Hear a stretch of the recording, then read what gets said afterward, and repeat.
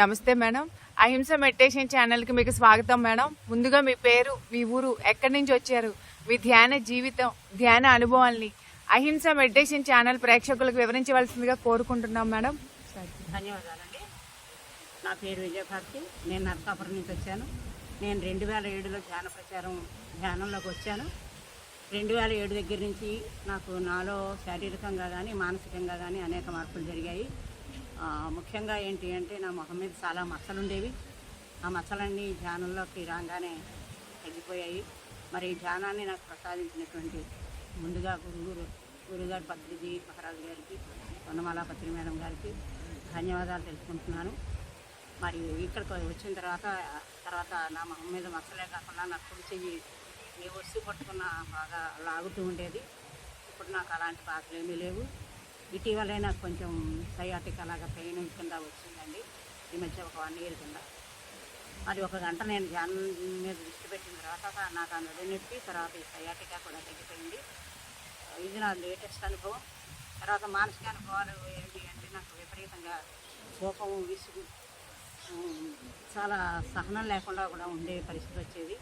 కానీ ఇప్పుడు నాకు ఏ పరిస్థితి చూసినా ముందు నన్ను నేను అబ్జర్వ్ చేసుకుని కొంచెం సహనంగా, పేషెన్సీగా, శాంతిగా వినేటటువంటి ఓపిక అనేది నాకు తెలుస్తుంది.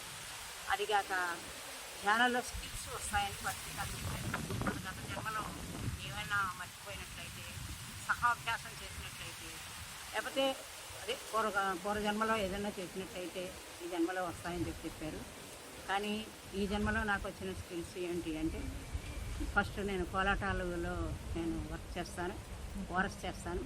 మరి ఆ కోలాటాల్లో వాళ్ళని ఎలా కన్ఫ్యూజ్ చేయాలి, పాటలు ఎలా పాడాలి, తర్వాత ఆ పాటల వల్ల జనంలో ఆ పాటల వల్ల వాళ్ళని ఎలాగా ఎంకరేజ్మెంట్ చేయాలి అనేటువంటి విషయాల్లో నాకు చాలా స్కిల్స్ ఈ మధ్య తెలుస్తున్నాయండి.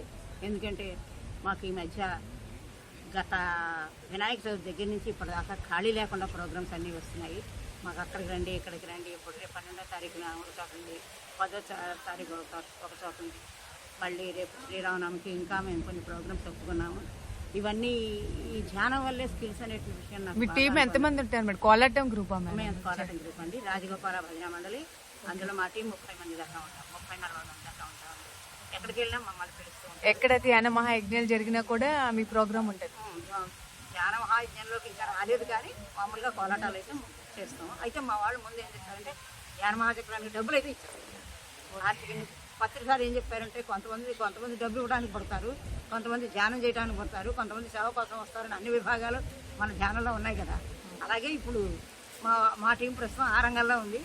ఎవళ్ళని ఏ రంగంలో ఉంటే ఆ కర్మలోంచి మనమే బయటికి లాగాలి. మన కార్యక్రమం అక్కడ ఆ సేవలో అంతవరకు. అందుకని వాళ్ళని ఇంకా మోటివేట్ చేస్తున్నాం. వాళ్ళ దగ్గర నుంచి ఇలాగే డబ్బులు ఆర్థికంగా వసూలు చేసి దీనికి వీటికి అన్నదానాలకి, పిరమిడ్లు దానికి కూడా మా వాళ్ళు 2-3 కట్టారు 1200 రూపాయలు. ఇంకా నెలకి కట్టేవాళ్ళు కూడా ఉన్నారు. అలాగే ఇక్కడ ధ్యానమహాచక్రానికి అంటే ఇచ్చారు, ఇంకా కట్టాల ధ్యానమహాచక్రానికి ఇచ్చారు. ఈ స్కిల్స్ అన్నీ అప్పుడు మనకి తెలుస్తున్నాయి. రోజుకి ఎన్ని గంటలు ధ్యానం చేస్తారు మేడం మీరు? నేను 3 to 6 వరకు చేస్తాను. పౌర్ణమి అమావాస్య ధ్యానానికి మిగతా రోజుల్లో చేసే ధ్యానానికి ఏమైనా తేడా గమనించారా? ఖచ్చితంగా ఉంటుందండి. పౌర్ణం ధ్యానం చేసేటటువంటి విషయాల్లో పౌర్ణం ధ్యానంలో రాత్రి 12 గంటల దగ్గరికి మనకు విపరీతమైనటువంటి శక్తి లోపలికి ఫామ్ అవుతుందని తెలిసింది. మిగతా విషయాల్లో మాత్రం మనకి ఆ డిఫరెన్స్ వేరేగా మాత్రం మనకు తెలుస్తుంది. శాకాహార ర్యాలీలు వాటిలో మీరు పార్టిసిపేట్ చేస్తూ ఉంటారా? ఖచ్చితంగా. శాకాహార ర్యాలీలో చెప్పకూడదు కానీ నాకు ప్రధానమైన పాత్ర. ఎందుకంటే అక్కడ నేను పాటలు పాడుతూ ఉంటాను, పాటలు రాస్తూ ఉంటాను, పాటల యాంకరింగ్ అది చేస్తూ ఉంటాను. తర్వాత ఈ మధ్య పాటల్లో ఒక పాట కూడా మనది వైరస్ అవుతూ ఉంది. జంతువుల మండి బాబు మేము, మాకు పానబెట్టబెట్టండి బాబు, జంతువుల మండి బాబు మేము, మాకు పానబెట్టబెట్టండి బాబు, మా జోలికి రాకండి బాబు, మేము మీ జోలికి రాకండి బాబు, సృష్టిలోన మేము మీలాగే వచ్చాము, మీరు పెంచకపోయినా ఎట్టాటకు బతుకుతాము, జంతువుల మండి బాబు మేము, మాకు పానబెట్టబెట్టండి బాబు, బయట తిరిగాము మేము, పట్టుకు మీరు వచ్చారు, ముంగిట కట్టేసుకుని బాబయ్యా, ముంగిట కట్టేసుకుని మురిసిపోతుండారు, ఇది ఏమీ న్యాయమండి బాబయ్య, ఈ ధర్మమేమిటండి బాబయ్య, అయ్యా జంతువుల మండి బాబు మేము, మాకు పానబెట్టబెట్టండి బాబు, మక్కువతో పెంచుతావు మురిపంగా చూస్తావు, మక్కువతో పెంచుతావు, మురిపంగా చూస్తావు, మురిపంగా చూసి చూసి, మురిపంగా చూసి చూసి కత్తికి బలి చేస్తావు. నిన్నెట్ట నమ్మేది బాబయ్య, మాకు చాలా భయం అవుతుంది బాబయ్య, నిన్నెట్ట అవుతనేది బాబయ్య, మాకు చాలా భయం అవుతుంది బాబయ్య. భగవంతుని బిడ్డలము, బతుకు కోసం వచ్చాము, ప్రకృతి సమతుల్యతను మనవంతుగా రట్టిద్దాం, మాతో చేయి కలుపు బాబయ్య, నువ్వు నేను భై భై బాబయ్య, నువ్వు నేను భై భై బాబయ్య, నువ్వు నేను భై భై బాబయ్య. ప్రస్తుత సమాజంలో కూడా ఎంతో అనాగరికంలో ఉన్న సామాన్య ప్రజలకు కూడా అర్థమయ్యే భాషలో చక్కగా పాడారు మరి. ఎంతో సౌమ్యంగా చక్కగా ఈ పాటలో విని కూడా వాళ్ళలో మార్పు రావచ్చు మేడం. చక్కగా ప్రతి దాంట్లో చాలా అర్థం ఉంది మీరు పాడిన సాంగ్లో. అలాగే జంతు బళ్ళ గురించి మీరు ఖండిస్తారా మేడం? గ్రామాల్లో ఇట్లాగే మీరు పాట పాడారు. ఇప్పుడు గొర్రెలని మేకలని అమ్మవారి పేరు చెప్పేసి మేము మొక్కుకున్నామని గ్రామ దేవతలకి బళ్ళు ఇస్తూ ఉంటారు. అమ్మవారికి రక్త తర్పణాలు కోరుకుంటుంది అంటారా? అవునండి, ఆ విషయంలో ఖండించాలి. ఇంకా అంతవరకు గ్రామాల్లోకి ఇంకా మేము పర్యటించలేదు, కానీ అంతవరకు వెళ్ళవలసి వస్తే మాత్రం ఖచ్చితంగా ఈ జంతువులు కూడా చాలా నిషేధం అనేటువంటి విషయం చెప్పగలం. ఎందుకంటే జంతువులని మనం పూర్తిగా ఏం పనిస్తే నా పాటలు కూడా వచ్చింది, అవి ఆత్మోన్నతికి పాటుపడతాయి. మరి అటువంటి ఆత్మల్ని మనం సహల్లోనే ఖండిస్తే వాటిని ఆత్మహత్య చేసినట్టే అర్థం కదా. ఆత్మహత్య అని అనకూడదు, యాక్చువల్గా శరీర హత్య అని అనాలి.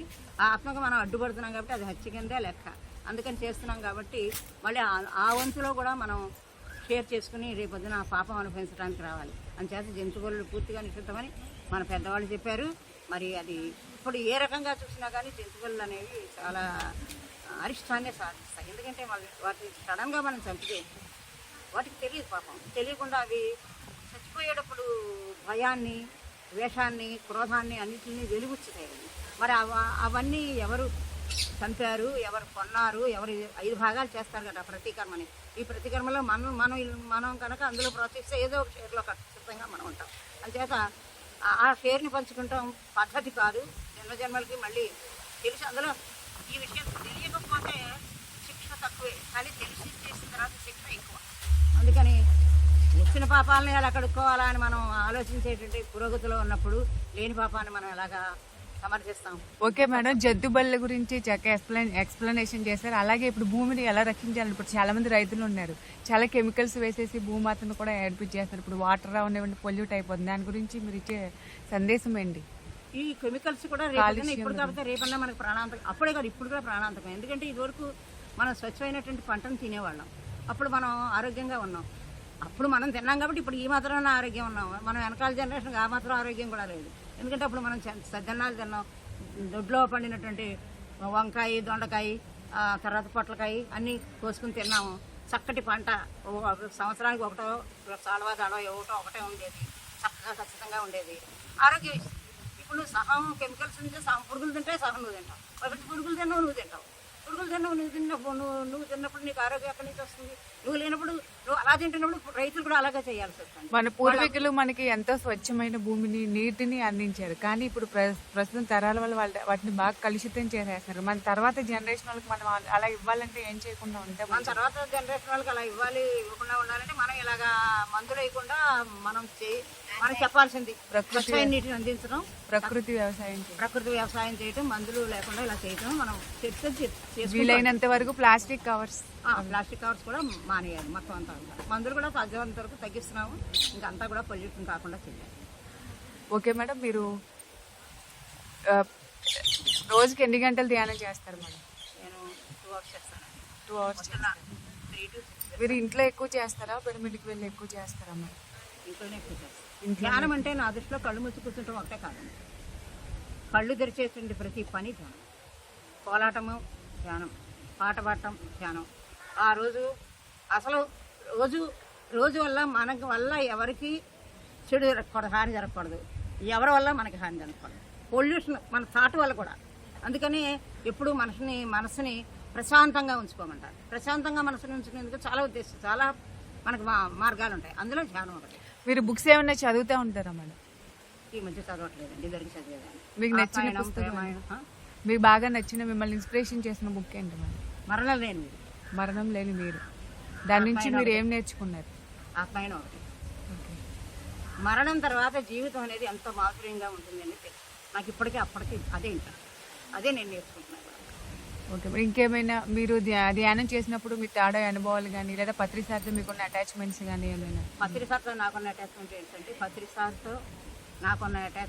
నా పాటలను ఫస్ట్ పత్రిసార్ మెచ్చుకున్నాను. పత్రిసార్ ఓకే చేసిన తర్వాత నేను బయటకు పాట పాడుతాను. ఎందుకంటే ఎలగా కళ్యాణ మండపంలో ఒకసారి చాలా కాలం నా 2010లో పాటలు వచ్చాయి. అప్పటికి పత్రిసారు నాకు చాలా కాలం తర్వాత కానీ పరిచయం కాల. నా పాటలు రానప్పుడు ఏంటి ఈ పాటలుగా ఉండిపోవాల్సింది ఎలా బయటకు వెళ్ళడం లేదు ఏంటి అని అనుకున్నప్పుడు ఒకసారి పిరమిడ్ కట్టినప్పుడు 2016 టైంలో పిరమిడ్ కట్టినప్పుడు 2020 ఆ టైంలో పిరమిడ్ కట్టినప్పుడు ఇలాగా పాటలన్నీ వృధా పోవాల్సిందే ఎప్పుడు ఆయన నా పాటలు వింటారో ఏంటోనో అనుకుని నాకు ధ్యానంలో కూర్చున్నాను. తర్వాత శైలజ గారి ఇంట్లో నర్సాపురం శైలజ గారి ఇంట్లో దిగారు ఆయన. వెళ్ళినప్పుడు నేను అక్కడికి వెళ్ళినప్పుడు మా కోలాటం శిష్యు గారు ఆయనకి పాదాలు వచ్చి ఇలా మా మేడం అండి చక్కగా పాటలు పాడతారని చెప్పి మరి ఆయనే పాడమన్నారో లేకపోతే మేమే పాడేసామో తెలియదు. ఆ రోజు 5-6 పాటలు అనర్గళంగా ఇంటికి పాడటం జరిగింది. ఆయన మౌనంలో ఉన్నారు కానీ ఆయన చాలా ఆయన ఎక్స్ప్రెషన్స్ నాకు తెలిసాయి అనమాట. అందుకని నేను ఆయన పాటల ద్వారానే ఆయన వినడం ద్వారానే నేను సందేశాలు బాగా తీసుకున్నాను ఆయన దగ్గర. ఆయనకి నాకు ఏమన్నా ఉంటే నా పాటలు వినడం ఆయన సంతోషపడటం నన్ను పాడమని ఆయన ఎంకరేజ్మెంట్ చేయడం మాత్రం నాకు బాగా పాడడం ఆయన. ఓకే మేడం, ప్రస్తుత సమాజంలో కొత్తగా ధ్యానంలోకి వచ్చే వాళ్ళకి మీరేం మెసేజ్ ఇవ్వాలనుకుంటున్నారు? ప్రస్తుత సమాజంలో ధ్యానంలోకి వచ్చినటువంటి వాళ్ళకి ప్రతి వాళ్ళు కూడా ధ్యానం చేయాలి, సత్సాంగత్యం చేయాలి, స్వాధ్యాయం చేయాలి. ఈ 3 చేసిన తర్వాత తనకు తెలిసింది పక్క వాళ్ళకి ఆచరించి చెప్పాలి. ఆచరణ మాట ఎలా ఉన్నా తనకు నచ్చింది ముందు చెప్పాలి. ఇదివరకు ఆచరించిన తర్వాత చెప్పాలనుకున్నారు. ఆచరించిన తర్వాత మనం ఆచరణ అయ్యేటప్పటికి మనం వెళ్ళిపోవచ్చు, వినేవాడు కూడా వెళ్ళిపోవచ్చు. కానీ ఇప్పుడు నీకు ఏంది తెలిసిందో అది నీకు జ్ఞానం తెలిసిందంటే నువ్వు రెడీగా ఉన్నట్టే, నువ్వు చెప్పడానికి ఉన్నట్టే. అంతేగా దానికి ఎవరు సర్టిఫికెట్ వల్ల నో జడ్జిమెంట్ నో కామెంట్ అని ఎందుకన్నారు అంటే నిన్ను ఎవడు జడ్జి చేసేవాడు ఎవరు లేడు నీలో అంతరాత్మ తప్ప, నిన్ను కామెంట్ చేసేవాడు కూడా ఎవరు లేడు నీలో అంతరాత్మ తప్ప. అంటే రెడ్డి బాగోగులు నీకే తెలుసు. కాబట్టి ఎక్కడ ఏమి జరుగుతున్నా ముందు కళ్ళు మూసి కూర్చుంటాం ప్రతి వాళ్ళు అలవాటు చేసుకోవాలి. తెలియవలసింది అదే తెలిసిన తర్వాత నువ్వు మంచి కళ్ళు మూసి కూర్చో, కాళ్ళు చేతులు కట్టేసుకో. ఎందుకంటే కాస్మిక్ ఎనర్జీలో నీలో ఫామ్ అవుతుందనే విషయం ముందు మనం బేసిక్గా చెప్తాం.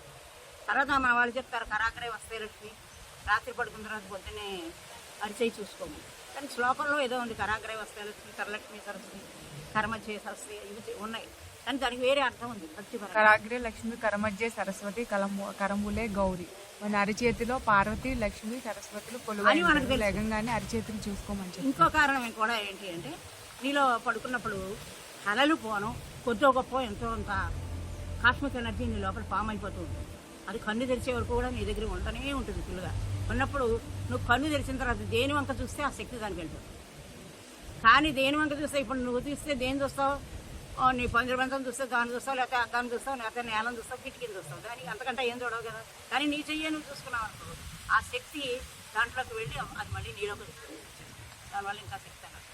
కాబట్టి చాలా ప్రతి వాళ్ళు ఖచ్చితంగా ధ్యానం చేయాలి. ధ్యానం చేస్తేనే జీవించగలరు, ధ్యానం చేస్తేనే మాట్లాడగలరు, ధ్యానం చేస్తేనే సమంగా తినగలరు, ధ్యానం చేస్తేనే సమంగా ఆనందంగా.